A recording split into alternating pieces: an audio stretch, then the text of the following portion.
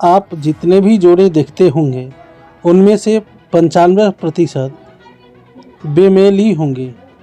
पता नहीं क्या जादू है कि हमेशा हुर लंगूर के हाथों में ही आ फंसती है। हमारे साथ में भी आखिरकार एक हुर लगी गई थी आज से 36 साल पहले। जब शादी नहीं हुई थी हमारी तो बड़े मज़े में थे हम। अपनी नींद सोते थे और अपने नींद जागते थे। न उधो का लेना था और न माधव का देना।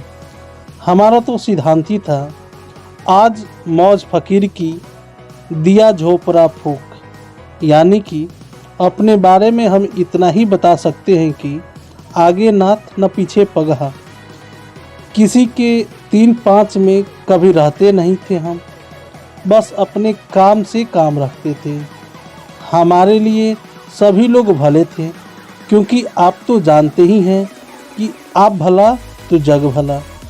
पर थे एक नंबर के लंगूर हम। पर पता नहीं क्या देखकर एक हुर हम पर फिदा हो गई। शायद उसने हमारी शक्ल पर ध्यान न देकर हमारी अक्ल को परखा और हमें अक्ल का अंधा पाकर हम पर फिदा हो गई। या फिर शायद उसने हमें अंधों में काना राजा समझ लिया होगा, या सोच रखा होगा कि शादी उसी से करो जिसे ज़िंदगी भर मुट्ठी में रख सको। बस फिर क्या था, उस हुर ने झटपट हमारी बहन से दोस्ती गांठ ली और रोज़ हमारे घर आने लगी। अच्छी मती चाहो बूढ़े पूछन जाओ वाले अंदाज में हमारी दादी माँ को रिझा लिया। हमारे माँ बाबूजी की लाडली बन गई। इधर ये सब कुछ हो रहा था और हमें पता ही नहीं था कि अंदर ही अंदर क्या खिचड़ी पक रही है। इतना होने पर भी जब उसे लगा कि दिल्ली अभी दूर है तो धीरे धीरे हमारे पास आना शुरू कर दिया पढ़ाई के बहाने। किस्मत का फेर, हम भी चक्कर में फंसते चले गए।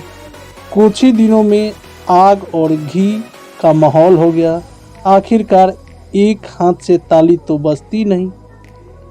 हम भी ओखली में सिर दिया तो मूसलों से डरना क्या, ये अंदाज में आ गए। उस समय हमें क्या पता था कि अक्ल बढ़ी या भैंस।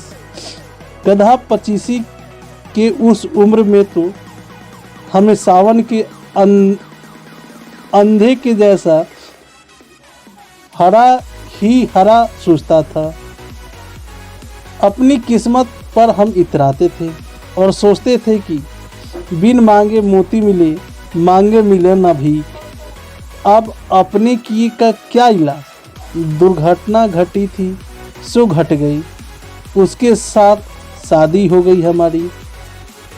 आज तक बंद है हम उसकी मुट्ठी में और भुगत रहे हैं उसको। अपने पापा को तो भोगना ही पड़ता है।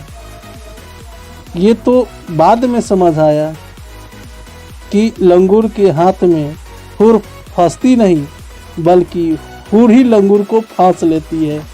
कई बार पछतावा भी होता है, पर अब पछताए होत क्या जब चिड़िया चुग गई खेत।